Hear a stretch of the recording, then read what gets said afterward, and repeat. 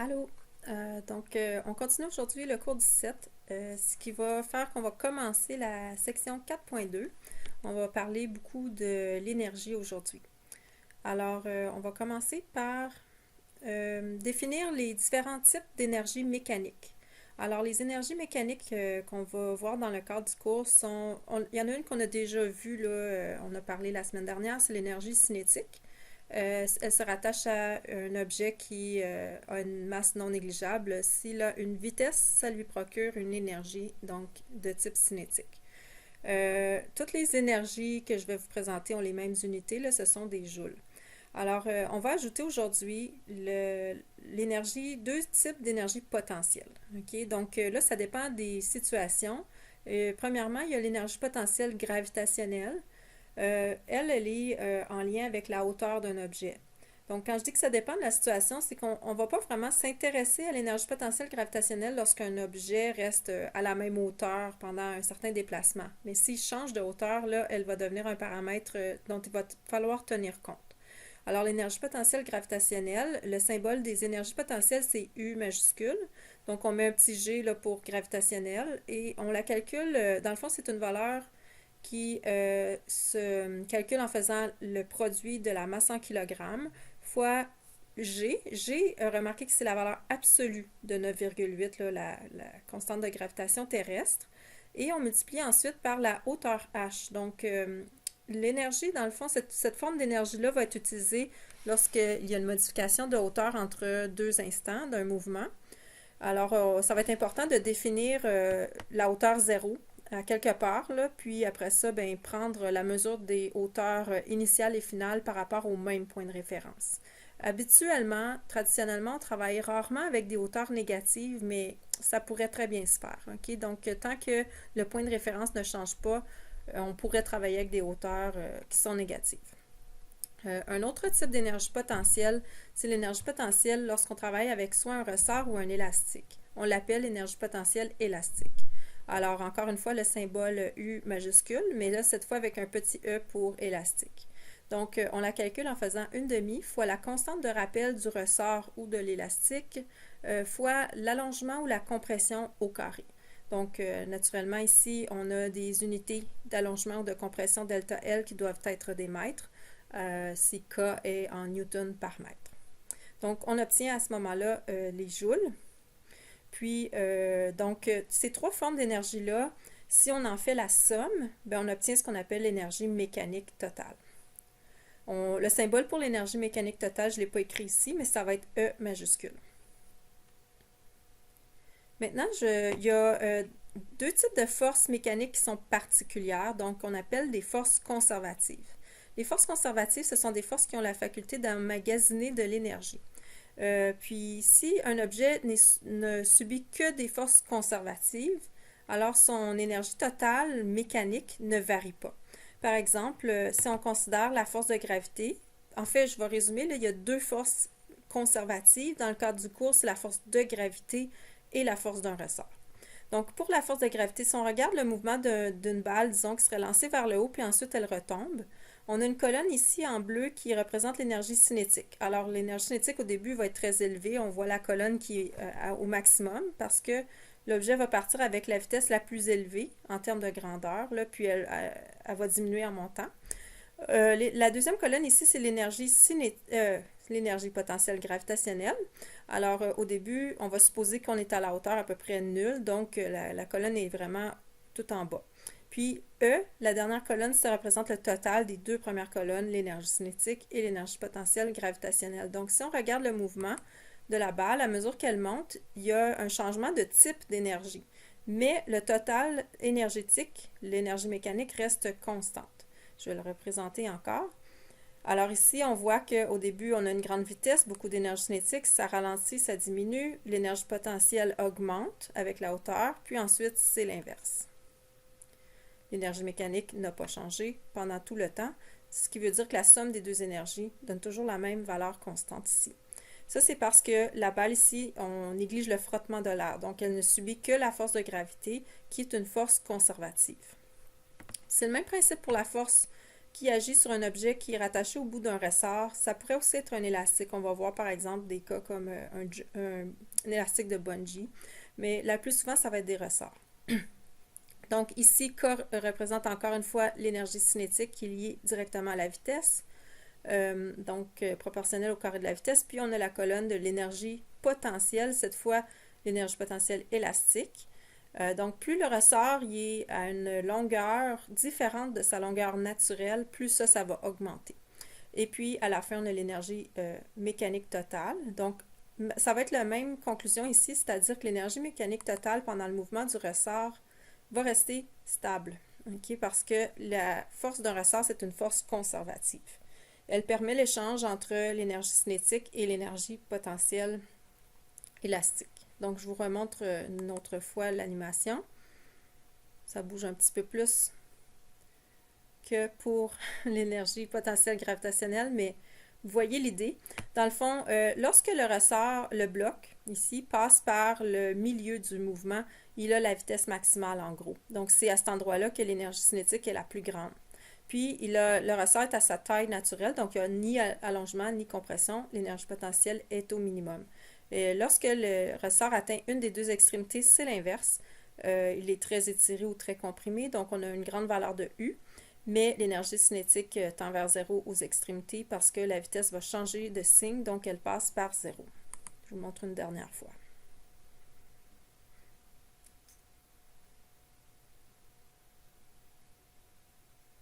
OK. Donc, on a vu qu'il y a deux types de forces qui sont conservatives. Fait que ces deux forces-là, c'est facile à se souvenir, c'est lesquelles. Ce sont les deux forces pour lesquelles on a vu des énergies potentielles, donc qui se rapportent à ces forces-là. Les autres forces qui agissent sur les objets, ce sont toutes des forces non conservatives. Donc, toutes les autres forces que vous allez voir qu'on connaît depuis le début du cours de mécanique, ce sont des forces non conservatives si on ne parle pas de la gravité ou de la force d'un ressort. Alors, les forces non conservatives, on en connaît plein, là. Par exemple, la force de frottement, la tension dans une corde, la normale, etc. Donc, elles n'ont pas d'énergie potentielle, ces forces-là. Maintenant, OK, on va présenter ici le principe de conservation de l'énergie. Donc, je veux vous comparer deux méthodes de travail, OK, qui sont un petit peu liées, qui permettent pour la plupart des problèmes où est-ce qu'on aborde le problème d'un point de vue de l'énergie, on pourrait, dans beaucoup de cas, utiliser l'une ou l'autre de ces façons. La façon 1, c'est celle qu'on a vue au dernier cours, donc qui s'appelle le théorème de l'énergie cinétique. Ça fait un bilan du travail fait par toutes les forces sur un objet pendant son déplacement, puis ça dit que le total du travail de toutes les forces va être égal à la variation d'énergie cinétique. Maintenant, là, ce qu'on va faire aujourd'hui, donc ça, en fait, excusez, je reviens ici sur le théorème de l'énergie cinétique, tous les exercices du chapitre 7 ou de la sous-section 4.1 du CAP Web, vous devez les faire avec une approche comme ceci-là. Donc, on calcule le travail des différentes forces.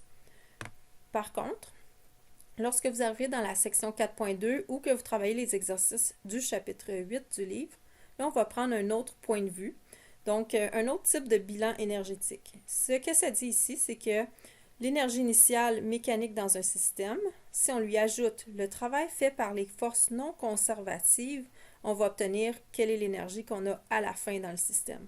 Donc, il y a une logique là-dedans, c'est qu'on a une certaine énergie au départ. Ensuite, le travail des forces non conservatives, ça va procurer soit un gain d'énergie ou une perte d'énergie dans notre système. Donc, ça va nous permettre ensuite de calculer quelle énergie il reste. Quand je parle d'un gain ou d'une perte d'énergie, évidemment, ce sont des transferts d'énergie, mais l'énergie ne sera plus dans le système où elle est gagnée, elle vient de l'extérieur, par exemple, puis elle s'intègre au système. Fait que je vais vous donner quelques exemples. Donc ici, là, j'ai juste mentionné, on analyse la façon 2, l'énergie mécanique totale, on l'a dit tantôt, c'est la somme des énergies potentielles plus les énergies cinétiques. Ici, j'ai dit les énergies cinétiques, c'est que si on a un système avec deux objets, par exemple deux blocs reliés par une corde, il faut faire ici appliquer le principe de conservation de l'énergie sur la somme de toutes les valeurs d'énergie mécanique pour les deux objets.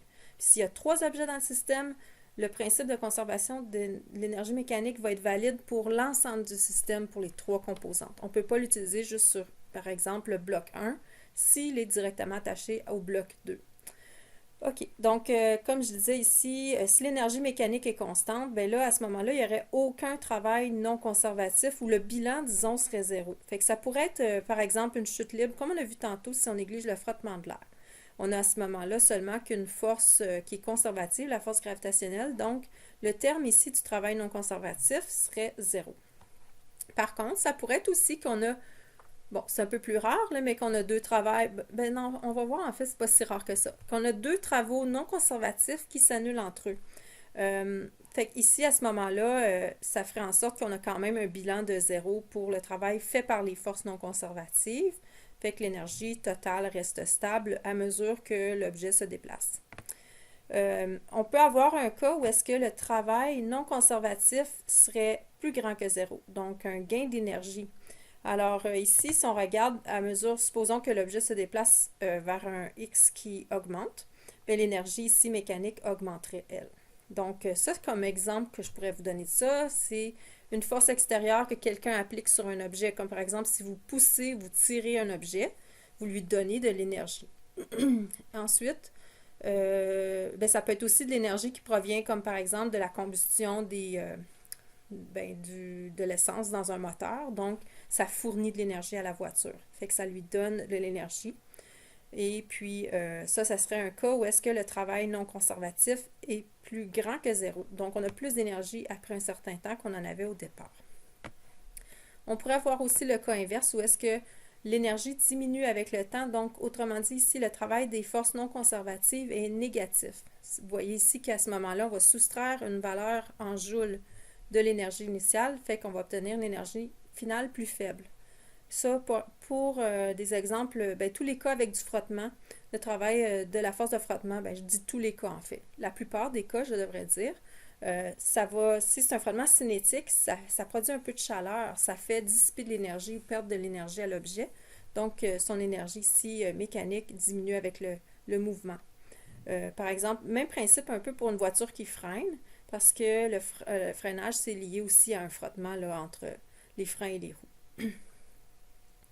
Maintenant, on va regarder un cas, je parlais d'un système là, pour vraiment vous illustrer qu'on peut appliquer le principe de conservation de l'énergie seulement si on regarde, on considère l'ensemble d'un système. Donc ici, vous allez remarquer que je vais appliquer le principe sur la somme des énergies pour les deux blocs. On ne pourrait pas résoudre la question en faisant la conservation d'énergie sur juste un des objets. Donc là, en fait, j'ai écrit les notes de cours aujourd'hui, là, quelle page, parce que j'ai remarqué qu'on sautait un peu partout. Fait que là, on est rendu à la page 16 avec l'exemple 4F. On a peut-être sauté quelque chose, mais on va y revenir plus tard. OK, ici, si on considère les blocs qui sont les forces qui sont en jeu sur les blocs, on a pour chacun des blocs le poids, qui est une force conservative. Mais on a aussi une tension qui est une force non conservative. Donc, j'ai mentionné ici qu'on a une tension qui est une force non conservative, donc ça fait un travail. Là, on ne connaît pas pour l'instant la grandeur de la tension, mais on sait qu'elle est la même dans toute la corde si on néglige ici le frottement au niveau de l'axe de la poulie, puis on néglige la masse de la poulie. Donc, si on considérait là, le travail fait par les forces non conservatives sur ce système-là, pendant que le bloc 2 qui est plus lourd descend, puis l'autre monte. Le travail, si on regarde, fait par la tension 1. La tension 1 va pointer vers le haut sur le bloc 1, mais et le bloc 1, lui, va aussi monter parce qu'il est plus léger. Donc, il y a un angle de 0 entre le déplacement du bloc 1 et sa tension qui s'applique sur lui. Fait que si je venais pour faire le calcul du travail fait par la tension sur le bloc 1, j'aurais une grandeur de force que je pourrais calculer, disons, par la deuxième loi Newton. Je multiplierai ensuite par un déplacement quelconque. Je crois que dans le problème, c'est 2 mètres. Puis ensuite, je multiplierai par le cos de l'angle de 0. Donc ça me fait plus 1, le cos de 0. Maintenant, si je regarde l'autre objet. Donc, sur mon système, il y a deux forces non conservatives. Il y a la tension sur le bloc 1, il y a la tension sur le bloc 2. Donc, le travail de l'autre force non conservative, bien, ce serait égal à la même grandeur de force parce que c'est la même tension, même corde. Multiplié par le même déplacement. Si lui monte, disons, de 2 mètres, l'autre descend de 2 mètres. Mais là où il y a quelque chose qui change, c'est l'angle entre le déplacement et la force. Parce qu'ici, Pour le bloc 2, lui, il se déplace vers le bas, alors que sa tension se dirige vers le haut. Donc, ils sont de sens opposé, ce qui fait un cos de 180 degrés. Le cosinus de 180 degrés, ça fait moins 1. Fait qu'on ce qu'on remarque, c'est que peu importe c'était quoi la valeur de la tension, on peut parler en termes généraux ici. Ça veut dire que pour un système comme ceci, si le déplacement est le même, puis la tension est la même, ben on va avoir le travail des deux tensions qui va s'annuler parce que les deux travaux ont un signe inverse. On en déduit que ça fait que finalement, lorsqu'on a une corde qui relie deux objets dans un même système, le travail va être de signe inverse sur un des objets que sur l'autre objet sur lequel la corde est attachée. Fait qu'autrement dit, on peut dire qu'on va pouvoir négliger, puis là, on va étendre ça à plusieurs exercices. On ne va pas en faire la démonstration à chaque fois, mais quand on va considérer l'approche énergétique pour un système où deux objets sont liés par une corde, ben on va dire que la tension dans la corde, son travail total est nul. Donc, il n'y aura pas vraiment de travail non conservatif dans l'exemple qu'on va faire maintenant parce qu'il n'y a pas d'autres forces non conservatives. Fait que pour cet exemple-là, on va dire que l'énergie mécanique totale initiale va être égale à l'énergie mécanique totale finale. Peu importe c'est quand l'instant final, elle va toujours demeurer la même valeur. Donc, on regarde ici, là, on va travailler avec les hauteurs parce qu'on a l'énergie potentielle gravitationnelle à prendre en considération.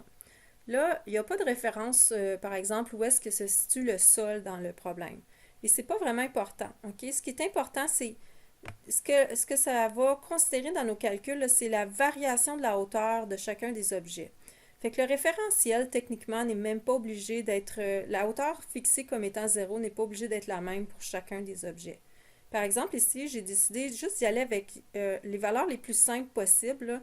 C'est-à-dire, c'est sûr que si je prends par exemple le bloc 1 part d'un certain endroit, puis je dis c'est le point le plus bas, fait que je mets cette hauteur initiale-là à 0, bien je me dis il va monter, il est plus léger, donc à la fin, il va se situer à une hauteur finale de 2 mètres.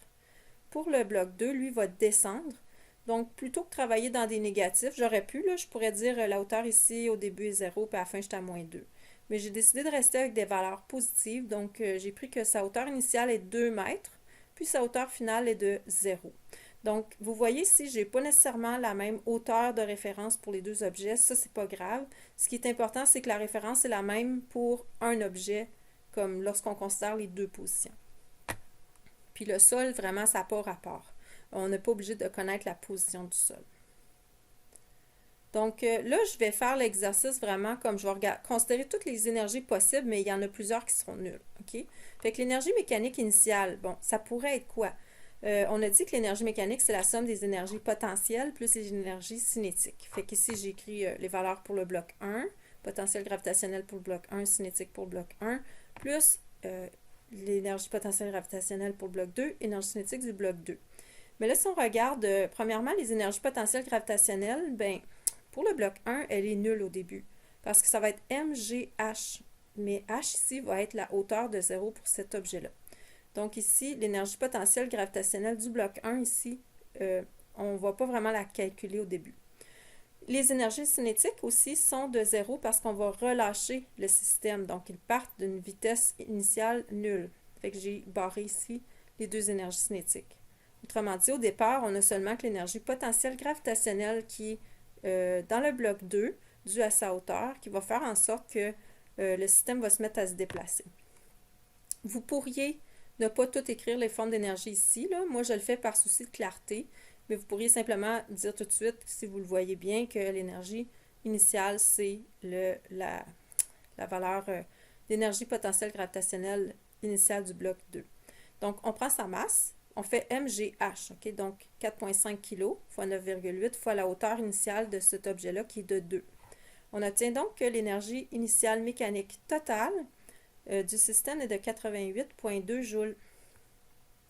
Alors là, on a vu que comme le travail des tensions sur les blocs 1 et 2 s'annule, bien, l'énergie à un instant plus tard devrait être aussi égale à 88,2 joules. Alors là, je regarde, OK, quelles sont les formes d'énergie à la fin, d'énergie mécanique à la fin? Bon, ce sont les mêmes types d'énergie que je pourrais avoir. Mais là, il n'y en a qu'une seule qui va être 0 à la fin. C'est celle de l'énergie potentielle gravitationnelle finale pour le bloc 2. Lui, il va être rendu à sa hauteur de 0. Donc, si je fais mgh pour le bloc 2, à la fin, ça donne 0. Par contre, le bloc 1, lui, va avoir monté. Donc, on va avoir une valeur non nulle. Puis, on a deux vitesses qu'on cherche. Okay? Donc, ici, ça comporte la valeur inconnue. Il faut réaliser ici que le module de la vitesse à laquelle se déplace le bloc 1, c'est le même module de vitesse que la vitesse à laquelle se déplace le bloc 2. Parce que dans le fond, leurs déplacements sont proportionnés. Si le bloc 1, disons, monte de 2 mètres, l'autre descend de 2 mètres. S'il monte à un rythme de 1 mètre par seconde, l'autre descend à 1 mètre par seconde aussi. Donc, ça va être la même inconnue pour les deux objets. OK. Puis je dis la même inconnue, même si le signe est différent, c'est que dans les énergies cinétiques, on ne tient pas compte du signe, c'est le module de la vitesse qui est mis au carré. Donc ici, j'ai écrit l'expression totale. Dans le fond, j'ai dit mon énergie finale ici est égale à mon énergie initiale. Donc ça va être 88,2 ici que je vais mettre à gauche. Puis là, c'est égal à mes énergies cinétiques. Mes énergies finales, OK. Donc j'ai le bloc ici 1 qui fait 3,4 kg fois 9,8 fois sa hauteur de 2 mètres. Donc, mgh pour le bloc 1 à la fin. Ensuite, j'ai l'énergie cinétique finale du bloc 1, une demi fois sa masse fois la vitesse finale inconnue au carré, plus l'énergie cinétique finale du bloc 2, donc une demi fois l'autre masse, là, la 4,5 kg, fois la vitesse finale au carré. Comme on a dit, ces deux vitesses-là sont de modules identiques. Alors, il reste plus qu'à résoudre. Donc, comme j'ai dit ici, l'énergie initiale était de 88,2, donc égale au total qu'on a aussi à la fin. Parce qu'on a la même énergie totale au début qu'à la fin. Donc, à la fin, on a trois types d'énergie. Le premier donnait une valeur de 66,64 joules. Donc, ça, c'est ce qui est lié à la hauteur du bloc 1 qui a monté. Puis le reste de l'énergie, dans le fond, est distribué par rapport à la vitesse des deux objets. Là, j'ai mis ma demi, là, je l'ai intégrée à mes masses. OK? Fait que ça me fait des termes ici simplifiés. 1,7 vitesse finale au carré plus 2,25 vitesse finale au carré. Donc, je peux additionner mes termes ici devant la vitesse finale au carré. Et je vais soustraire 66,64 à 88,2. Donc, on se retrouve avec ceci. Et on peut facilement maintenant isoler le module de la vitesse finale des deux objets. On obtient qu'il se déplace à la fin à 2,33 mètres par seconde. Donc, c'est un exercice ici que on aurait pu vous demander la vitesse finale après ce déplacement-là au début de la session là, avec la deuxième loi de Newton. Vous auriez d'abord fait un diagramme de force sur chacun des deux objets. Vous auriez construit vos équations, somme des forces égale en x, ici égale m fois l'accélération, en suivant l'axe le long du sens de l'accélération. Puis après ça, si on voulait la vitesse finale, un coup qu'on connaît l'accélération, on pourrait faire de la cinématique. Là, on va faire le contraire. On va aller chercher aussi l'accélération, mais à partir d'une des 4 équations de cinématique. On peut faire ça parce qu'on a un mouvement ici où les forces demeurent constantes. Donc, on va pouvoir utiliser... Là, je n'ai pas écrit les détails de quelles données qu'on a, mais si on résume, là, disons qu'on prend un axe traditionnel vers le haut pour le bloc 1, donc un axe des Y vertical vers le haut. On va pouvoir ainsi dire que la vitesse initiale était nulle. On a la vitesse finale qui est de composante positive de 2,33 mètres par seconde. Et on connaît également le déplacement positif pour cet objet-là, donc vers le haut de l'axe, de 2 mètres. Alors, si on regarde, on considère quelle valeur on a et qu'on veut trouver l'accélération de l'objet, on va pouvoir utiliser l'équation de cinématique avec les vitesses au carré et obtenir que l'accélération est de 1,36 mètres par seconde carré. Cette accélération-là aurait la même intensité pour l'objet 2, mais elle serait dirigée vers le bas. Alors, c'est exactement la même valeur d'accélération qu'on retrouverait par l'analyse des forces puis la deuxième loi de Newton sur ces deux objets-là. Donc, ça nous donne une méthode un petit peu équivalente là, pour aller chercher l'information. Ça a l'air lourd ici parce que j'ai vraiment mis tous les types d'énergie possibles, mais quand on est un peu plus concis dans la démarche, c'est pas très, très lourd ou très long à utiliser.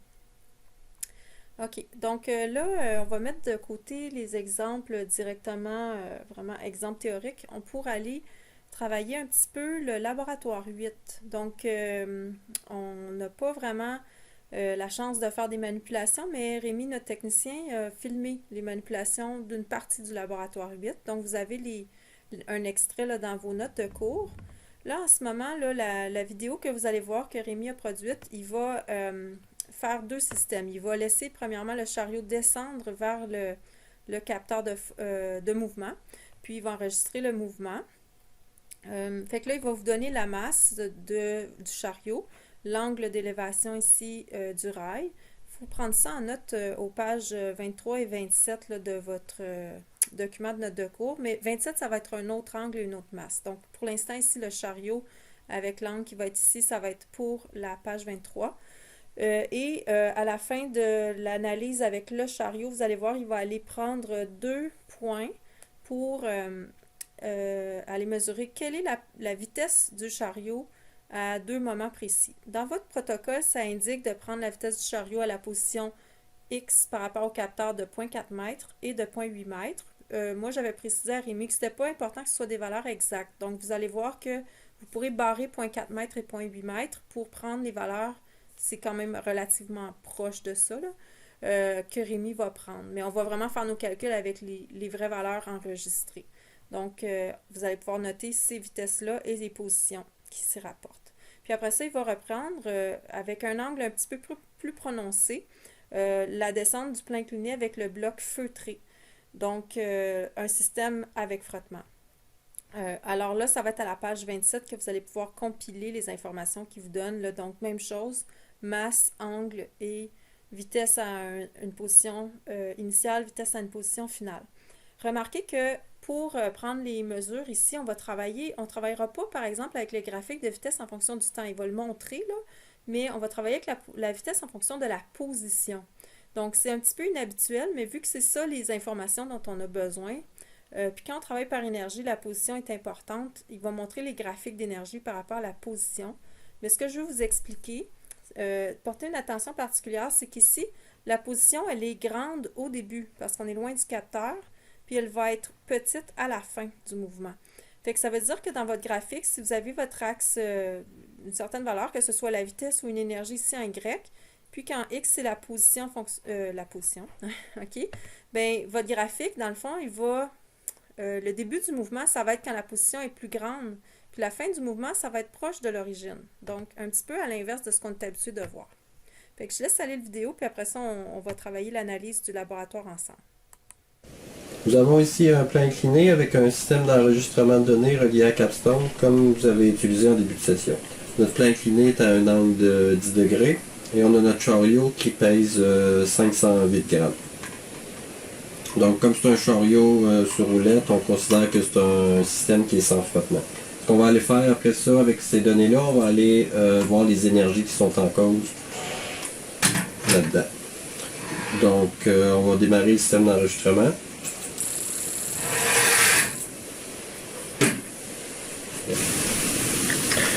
Donc, voici les données qui ont été enregistrées. On a ici la position en fonction du temps. C'est l'allure qu'on a. On peut aussi aller tracer la vitesse en fonction du temps. On a quelque chose de linéaire. Et ici, on peut aussi aller afficher la vitesse en fonction de la position. Puis c'est l'allure du graphique qu'on a. On peut dans Capstone aller insérer des calculs pour aller calculer différents paramètres. Ici, ce qu'on a fait, c'est qu'on a inséré un calcul pour aller calculer l'énergie potentielle, l'énergie cinétique et l'énergie totale qui est la somme de l'énergie potentielle et de l'énergie cinétique. On va aller voir graphiquement les trois énergies.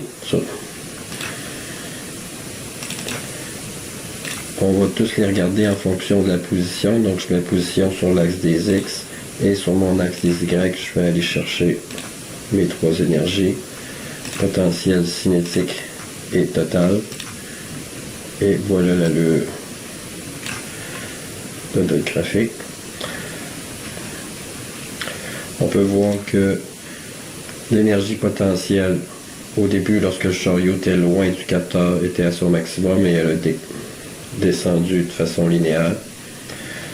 Tandis que l'énergie cinétique, elle, était minimale au début, puisque le chariot n'avait pas de vitesse, elle a augmenté graduellement.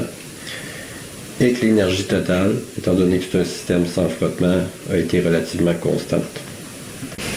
Maintenant, on va revenir sur notre graphique de vitesse en fonction de la position, puis on va aller chercher deux coordonnées qui vont vous permettre d'aller faire des calculs. Donc, celui ici, puis on va prendre celui-là. Donc on va faire le même genre d'enregistrement que tantôt, excepté que là, on va avoir un bloc avec un feu qui vient créer du frottement. C'est le même genre de bloc que vous avez utilisé dans le Labo 4, lorsque vous l'avez fait. On peut partir l'enregistrement. Ça les blocs. À noter ici que notre angle est de 20 degrés et que la masse du bloc est de 166 grammes. Pour le système avec frottement, voici l'allure du graphique de la vitesse en fonction de la position.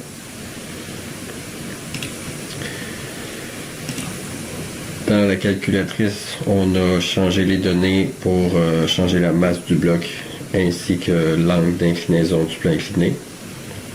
Et les résultats des trois graphiques d'énergie. On peut remarquer ici que l'énergie totale décroît en fonction de la position. C'est normal parce qu'il y a du frottement. On va aller chercher sur notre graphique de vitesse fonction de la position 2 points pour faire de l'analyse.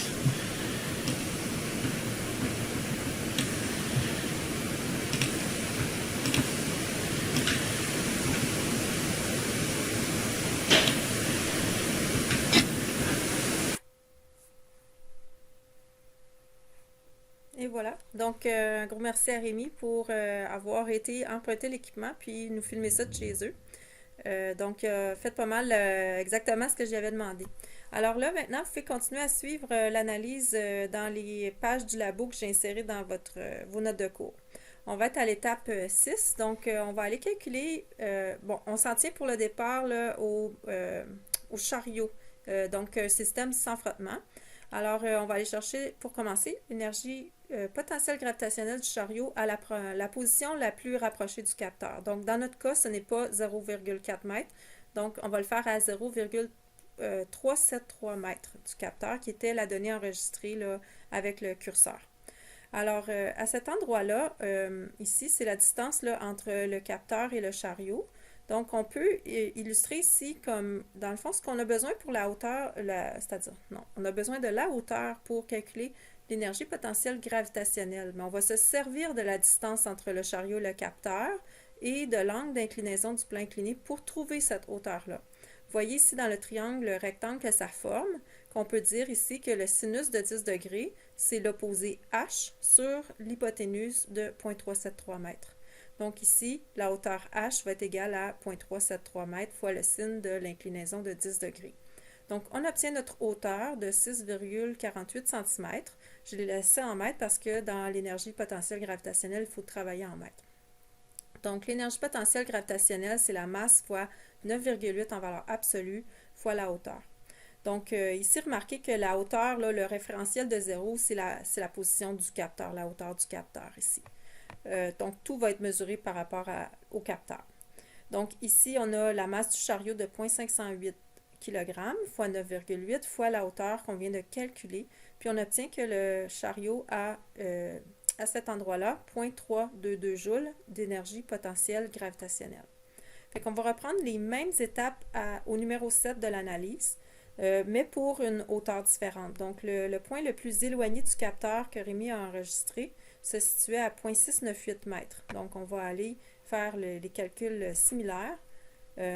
Pour commencer, on va pouvoir, en utilisant une hypoténuse de 0,698, trouver que la hauteur maintenant de notre chariot, c'était un peu plus au début de son mouvement, c'était 1,212 mètres.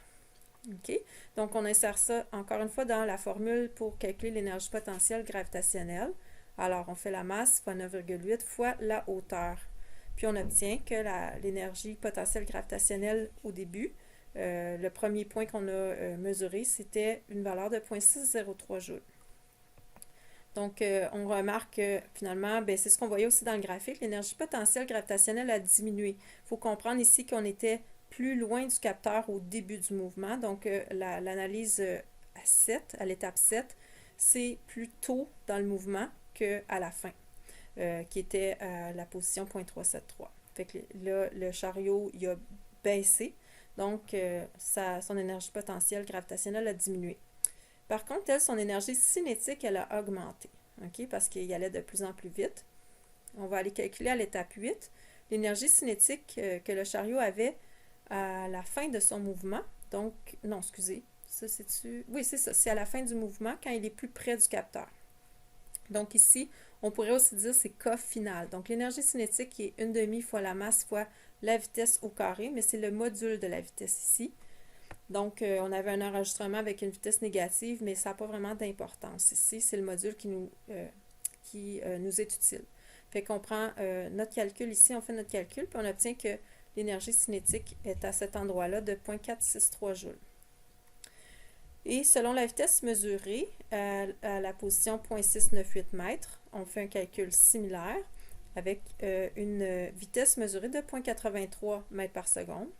Puis là, on obtient que on avait une énergie cinétique de 0,175 joules, ce qui était plus tôt dans le mouvement. Donc, ça l'a accéléré, fait que l'énergie cinétique, elle a augmenté. Maintenant, aux étapes 10 et 11, on nous demande de calculer l'énergie mécanique totale aux deux positions. Donc, à la position 0,373 mètres, on fait la somme de l'énergie cinétique calculée à cet endroit-là, plus l'énergie potentielle gravitationnelle aussi à cet endroit-là. Donc, ça fait 0,463 plus 0,322. On a donc un total énergétique au début, non, à la fin, à la fin du mouvement, de 0,785 joules. Okay? Maintenant, on calcule le même paramètre, mais au début du mouvement, donc à la position la plus éloignée du capteur, 0,698 mètres. On fait la somme de notre énergie cinétique à ce moment-là, notre énergie potentielle gravitationnelle à ce moment-là, et on obtient l'énergie mécanique totale de 0,778 joules.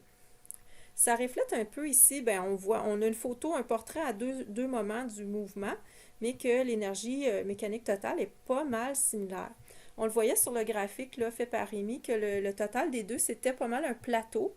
Remarquez que proche de l'origine, là, ça redescendait, ça chutait abruptement, mais ça, c'est quand il a arrêté le chariot. Donc, ça ne fait pas vraiment partie du mouvement qu'on analyse. Mais quand le chariot se déplaçait librement, son énergie restait relativement stable.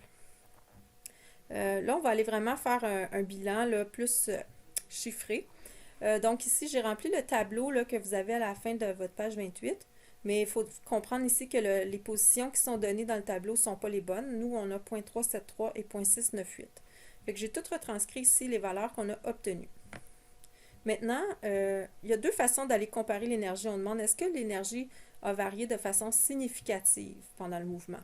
Bien, on peut aller regarder deux points de vue. Okay? Là, je vais commencer par vous montrer le calcul, comment on calcule le pourcentage d'énergie conservée dans un mouvement. Quand on veut regarder quelque chose, voir à quel point ça a été conservé, ce qu'il faut faire, c'est de faire une comparaison entre qu'est-ce qui reste à la fin par rapport à ce qu'on avait au début. Donc, un bilan final par rapport au total qu'on avait au début. Puis on fait x100 bien sûr, parce que ça va être sous forme de fraction sinon.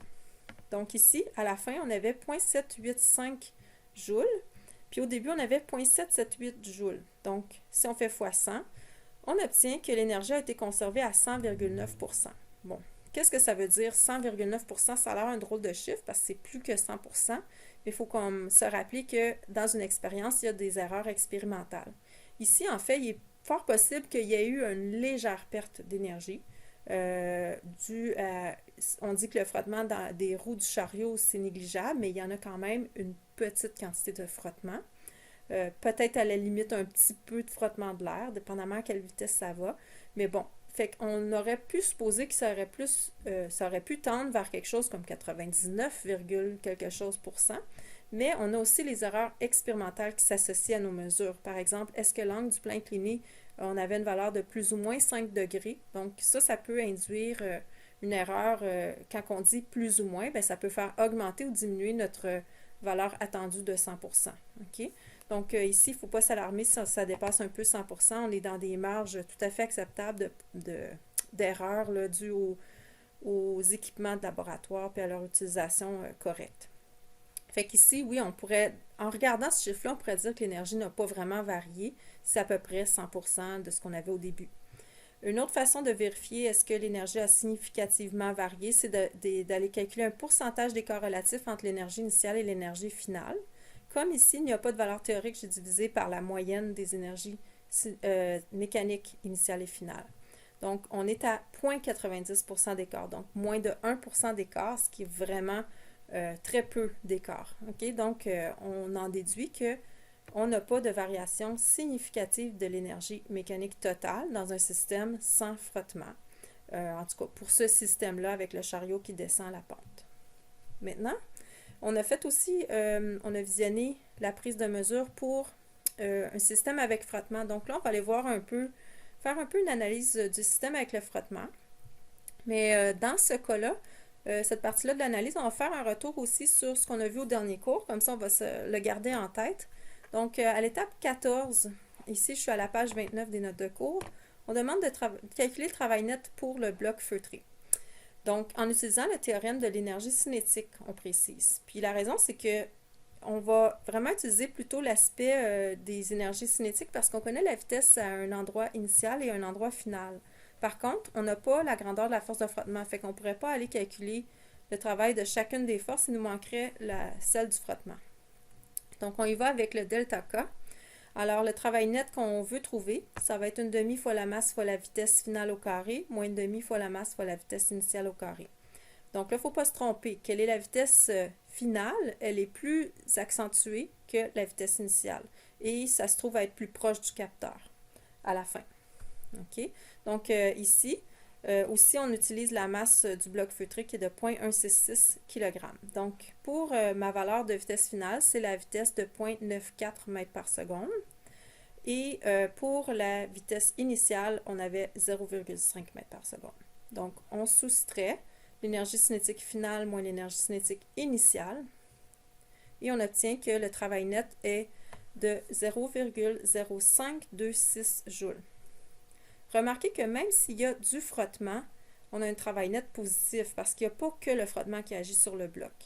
Puis, ça devait être positif parce que ça fait accélérer le bloc, ça l'a fait augmenter sa vitesse, donc ça lui a procuré un gain de vitesse, donc une variation d'énergie cinétique positive. Prochaine étape de l'analyse, on va aller calculer les deux valeurs de travail faites par les forces sur le bloc feutré. Là, dans ce cas-ci, je vous rappelle qu'on a une équation pour calculer le travail de force constante. On va pouvoir se servir de cette équation-là parce que les forces en jeu sont constantes. On a la force gravitationnelle. Je vais faire apparaître ici le diagramme de force, puis je vais revenir au déplacement après. Parce que c'est la première étape qui est demandée ici, c'est faites un diagramme de force, des forces qui s'appliquent sur le bloc à mesure qu'il descend.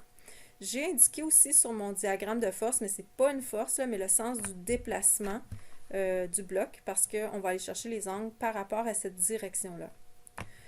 Donc ici, ces trois forces-là, la normale, le frottement cinétique et le poids demeurent de grandeur constante pendant le trajet. Donc, on va pouvoir aller utiliser l'équation pour notre travail fait par une force constante.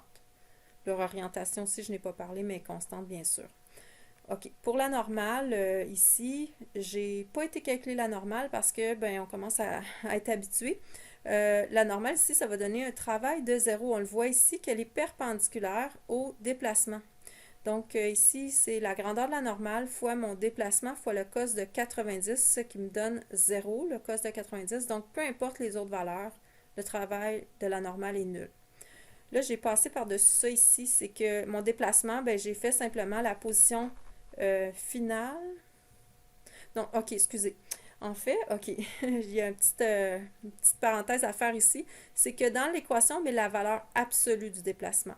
Fait que ce que j'ai fait techniquement, c'est la valeur de la position initiale moins finale. D'habitude, un déplacement, si on veut vraiment son orientation, bien, sa composante, on ferait finale moins initiale. Mais là, je voulais une valeur absolue. J'ai fait la plus grande moins la plus petite. Là, j'ai un petit peu pris un raccourci. Donc, on a un déplacement de grandeur ou de module 0.426 mètres. OK?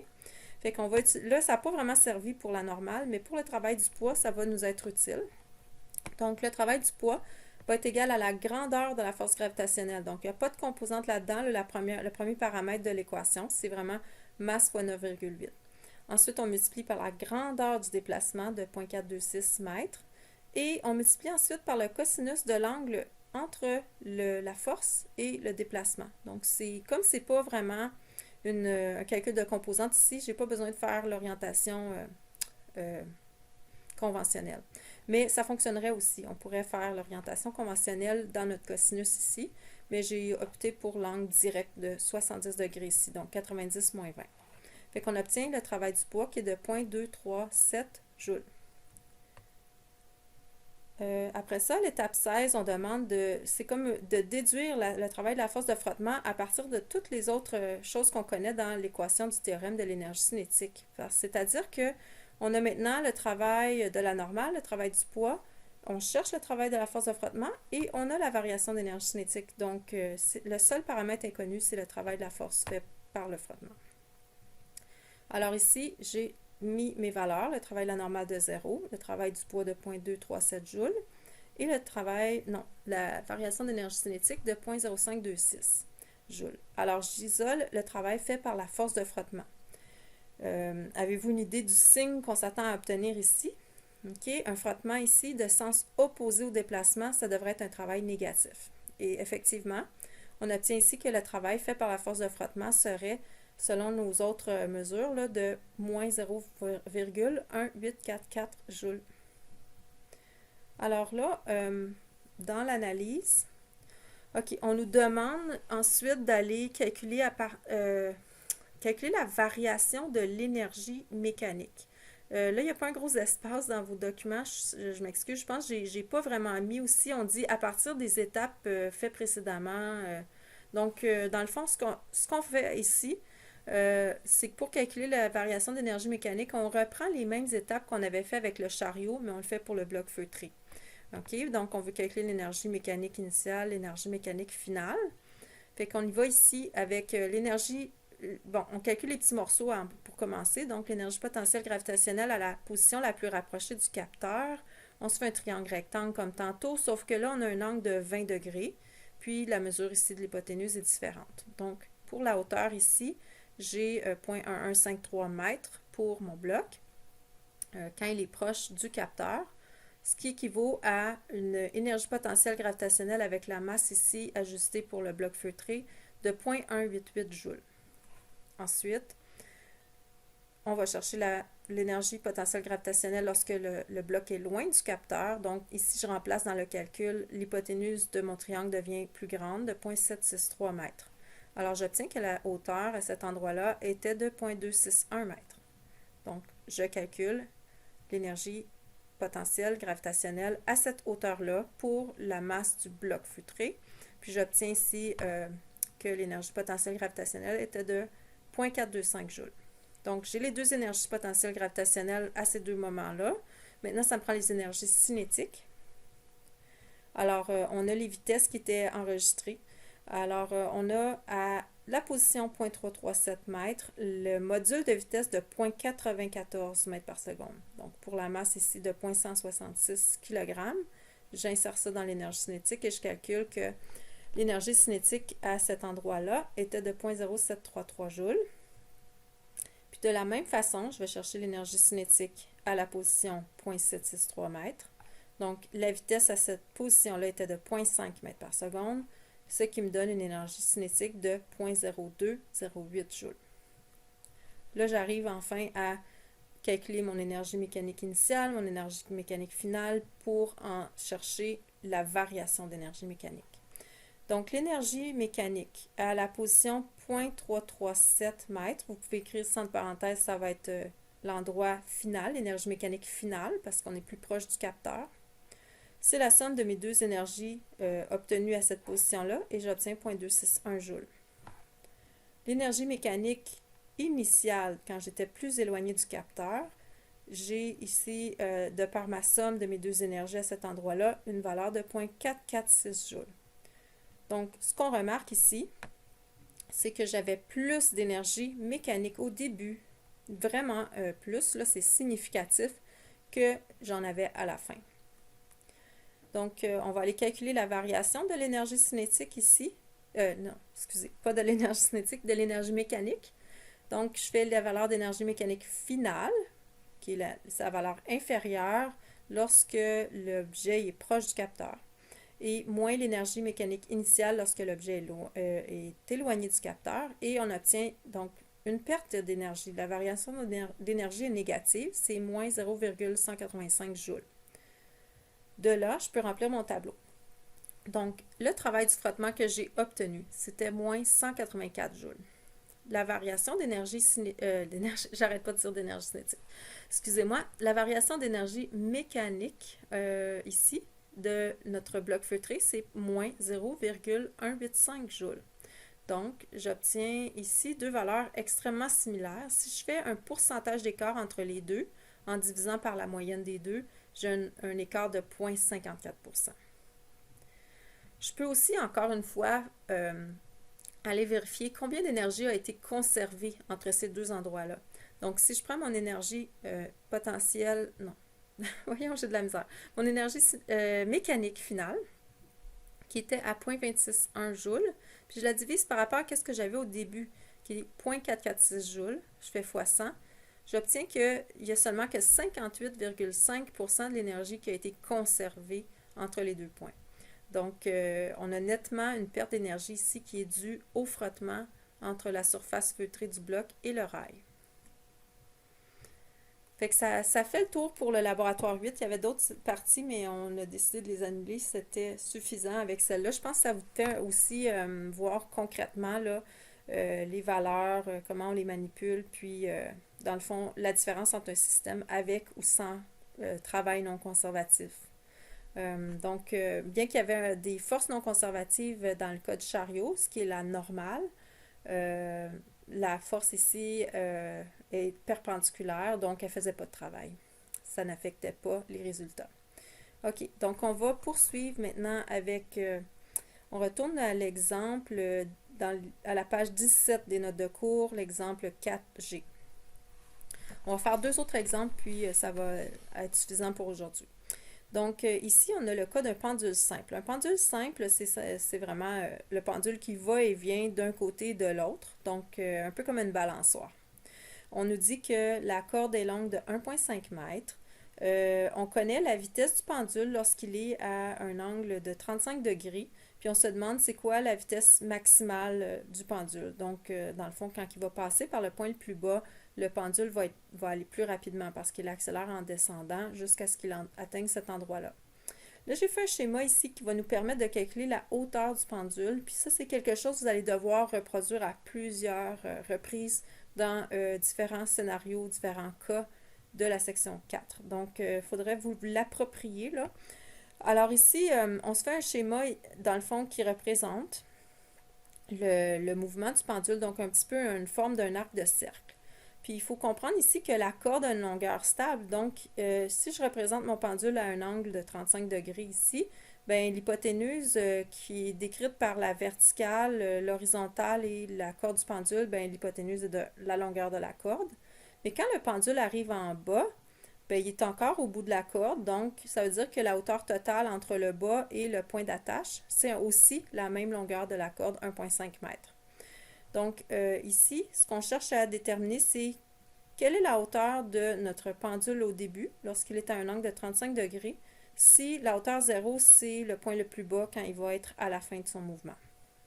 Ici, on va pouvoir déterminer par calcul que la valeur de la hauteur sera de 27,1 cm. Je vous montre comment.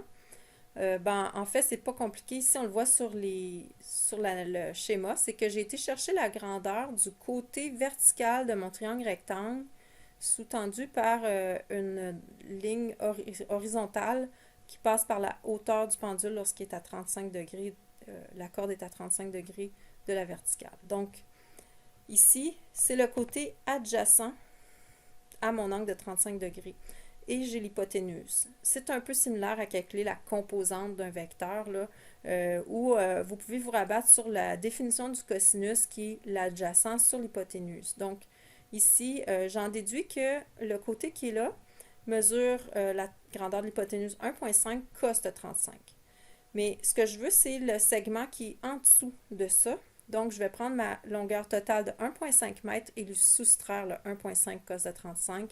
Et de là, je vais obtenir la hauteur initiale du pendule, qui est de 0,271 m. Autre chose à souligner, on va y aller ici par une analyse d'énergie, c'est que notre tension, là, dans le cas du pendule, c'est particulier. Bon, la tension est une force non conservative. Cependant, son travail en tout temps est zéro. La raison, c'est qu'on sait que le travail est proportionnel au cosinus de l'angle entre le déplacement et la force. Mais ici, on a une force qui est radiale, donc le long du rayon, puis un déplacement qui est tangentiel. Alors, à tout moment, ils sont à 90 degrés ou perpendiculaires l'un à l'autre, ce qui fait que le cos de 90 degrés donnant 0, le travail de la tension est nul ici. Donc, c'est un petit peu comme s'il n'y avait pas de force non conservative au niveau du bilan de l'énergie. Donc, l'énergie ici va être conservée. Donc, on va pouvoir dire que l'énergie initiale à une certaine position du pendule va être égale à l'énergie finale plus tard. OK, donc si je commence ici avec l'énergie initiale, puis que la position initiale du pendule, c'est lorsque la corde est inclinée à 35 degrés, on nous indique qu'il a une vitesse, puis on a établi aussi qu'il a une hauteur par rapport au point le plus bas. Donc, les deux valeurs ici ne seront pas nulles. Alors ici, j'ai calculé mon énergie initiale en faisant la masse du pendule de 0,8 kg fois 9,8. Donc ça, c'est mgh. H ici, c'est le calcul que je vous décrivais tantôt, qui nous donne la hauteur de 0,271 m. Puis j'ajoute à ça l'énergie cinétique. Donc 1/2 fois la masse de 0,8 fois 1,2, la vitesse donnée au carré. Alors, j'obtiens comme énergie potentielle gravitationnelle 2,127 joules. J'obtiens comme énergie cinétique 0,576 joules. Et voici la valeur de l'énergie mécanique totale initiale.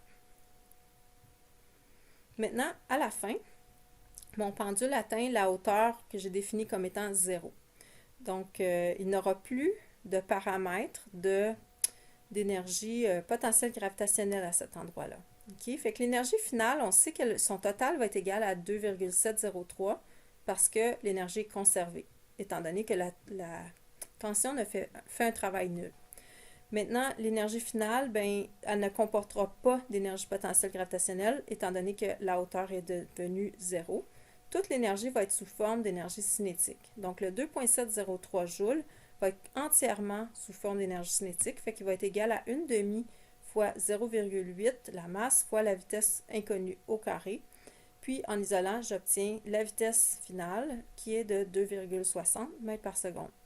Et ça se trouve être la vitesse maximale que le pendule peut avoir avec, en partant des paramètres qui ont été donnés ici.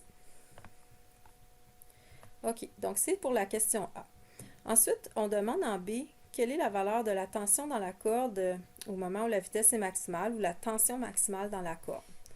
Là, c'est particulier ici. On vous demande dans la section 4 d'essayer d'éviter de travailler avec les notions comme la deuxième loi Newton qu'on a vu à la section 2. On a vu une exception à ça jusqu'à maintenant, c'est s'il faut calculer la force normale. On utilise la deuxième loi Newton avec une accélération de 0 selon l'axe Y quand c'est par exemple un objet sur une surface. Mais ici, on a une autre situation où est-ce qu'on n'aura pas le choix de travailler avec la deuxième loi Newton. La raison, c'est que la tension, comme on a dit qu'elle ne fait pas de travail, il n'y a aucune équation d'énergie qu'on peut utiliser pour l'isoler. Donc, on ne peut pas prendre la matière qu'on vient d'apprendre dans la section 4 pour isoler la tension. Alors, c'est pour ça qu'ici, on va se rabattre sur une méthode qui nous vient de la section 2, donc l'analyse des forces. Fait que j'ai fait le diagramme des forces à l'endroit qui nous intéresse. Alors, on a le poids ici qui attire le pendule vers le centre de la Terre et la tension vers le haut. Donc, le pendule est en train de faire un mouvement circulaire. Alors, je vous rappelle qu'à ce moment-là, on va faire pointer l'axe des X dans le sens de l'accélération, mais il subit donc une accélération centripète. Donc, c'est vers le centre du cercle. Alors, j'applique ici ma deuxième loi de Newton. Donc, comme c'est un mouvement circulaire, il faut se rappeler que l'accélération ici, dans le sens de mon axe des x, va être équivalente à la vitesse, le module de la vitesse au carré sur le rayon de la trajectoire. Et le rayon de la trajectoire ici, c'est la longueur de la corde. OK, alors on fait ici notre calcul. Avec notre axe qui est vers le haut, la tension ici a une composante positive, mais le poids, lui, est négatif. Donc, ça me fait T moins P égale masse fois l'accélération centripète de V carré sur R.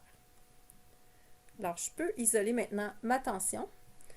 Alors, comme je connais la masse ici, je calcule mon poids, je calcule ensuite le mv carré sur R, puis j'isole la tension. Donc, on obtient que la tension maximale est de 11,45 newtons.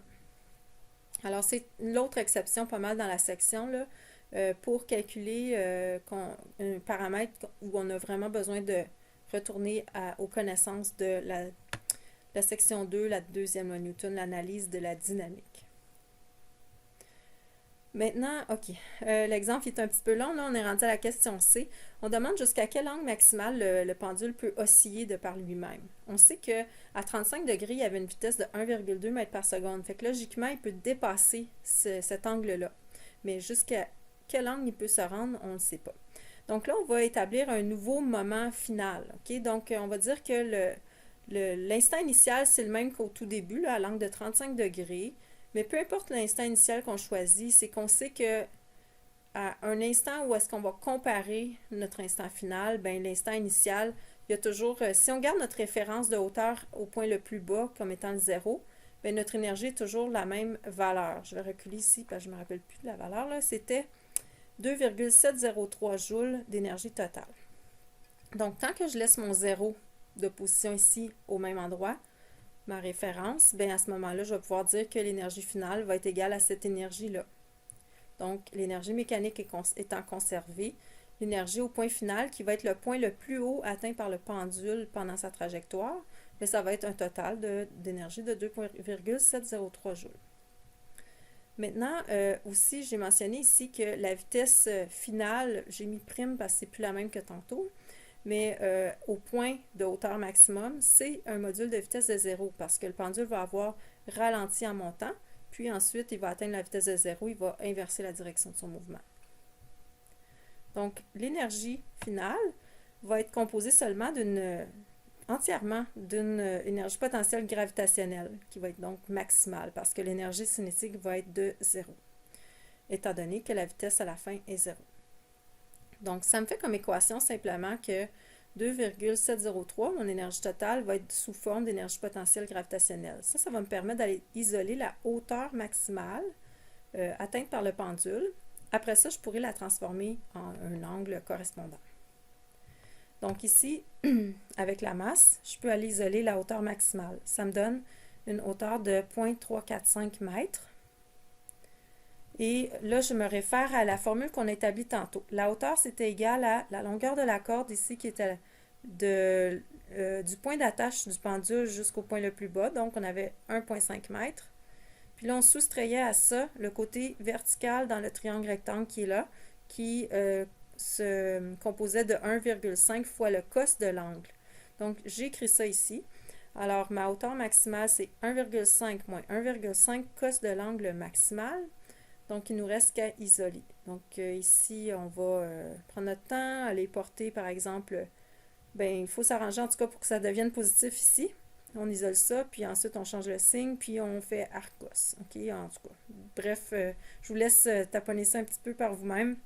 Mais on obtient ici, vous devriez obtenir que l'angle maximal, c'est de 39,6 degrés.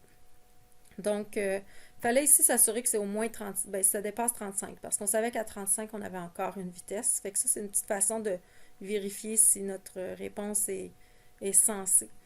OK. Fait que c'est ça. Donc là, la question D, je vais vous laisser la consulter par vous-même si ça vous intéresse.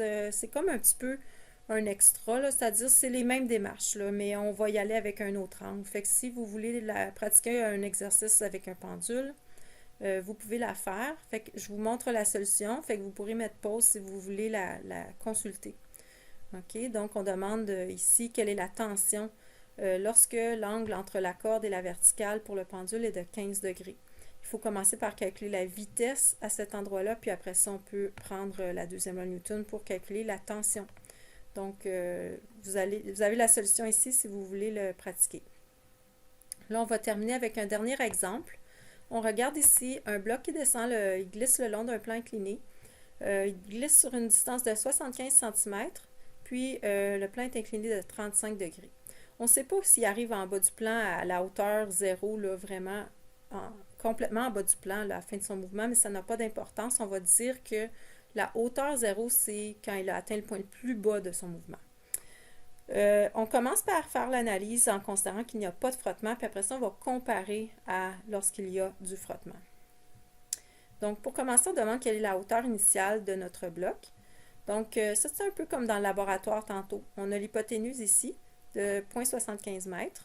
On a l'angle d'inclinaison du plan qui est de 35 degrés. Fait que si on fait l'hypoténuse fois le sinus de l'angle, on va obtenir le côté opposé ici qui est la hauteur initiale. Donc, on a 0,43 m au début. Puis par rapport à ça, la position finale sera de 0. Donc, on demande après ça quelle est l'énergie mécanique initiale. Alors, on a ici une énergie mécanique initiale qui est complètement sous forme d'énergie potentielle gravitationnelle, étant donné qu'on va relâcher le bloc. Donc, il va partir au repos d'une vitesse nulle. Donc, ici, l'énergie initiale va se limiter à mgh avec la hauteur h qu'on vient de trouver. La masse de 10 kg, on obtient que l'énergie initiale est de 42,14 joules. Après ça, on demande quelle est la vitesse finale du bloc, donc quand il arrive en bas du plan incliné. Donc ici, si je prends mon principe de conservation de l'énergie, dans sa forme générale, c'est vraiment que l'énergie initiale plus le travail des forces non conservatives égale l'énergie finale. La question qu'on se pose ici, c'est, quelles sont les forces sur le bloc? OK, puis est-ce qu'elles sont non conservatives? Sur le bloc, pour l'instant, il n'y a pas de frottement, donc on a le poids et la normale. Le poids, c'est une force conservative, donc ça ne rentre pas dans le calcul de W, le non conservatif. Mais la normale, oui, la normale est non conservative. Par contre, la normale étant perpendiculaire au sens du déplacement, ça nous fait ici que si on calculait le travail fait par la normale, ça serait 0. OK? Donc, finalement, l'énergie initiale, pour le moment, vu qu'il n'y a pas de frottement, elle est conservée, elle est égale à l'énergie finale. L'énergie finale, elle, sera complètement sous forme cinétique parce que le bloc va avoir atteint la hauteur de 0. Donc, il n'y aura plus d'énergie potentielle finale. Alors, on a ici notre énergie initiale qu'on avait de 42,14 qui devient égale à l'énergie cinétique à la fin. Donc, 1/2 fois 10 fois V carré. On obtient donc que la vitesse finale est de 2,90 mètres par seconde. Maintenant, on va reprendre le problème en ajoutant un coefficient de frottement.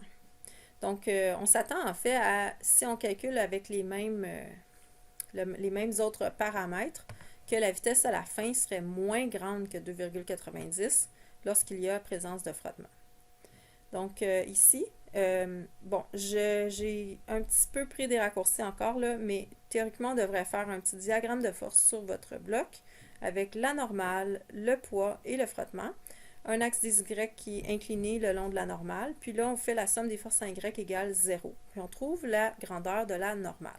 Donc, l'intensité de la normale est de 80,3 newtons. Après ça, on peut calculer le travail fait par la force de frottement, ce qui est la valeur demandée en D. Le travail fait par la force de frottement, ça va être la force de frottement, c'est une force constante. Fait qu'on fait la grandeur de la force de frottement fois le déplacement, sa grandeur, fois le cos de l'angle entre les deux.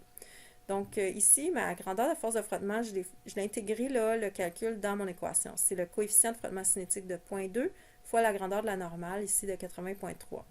Je multiplie ensuite par la grandeur du déplacement de 0,75 m, puis par le cosinus de l'angle entre le frottement et le déplacement, et ils sont de sens inverse. Donc, ça va me faire un travail négatif.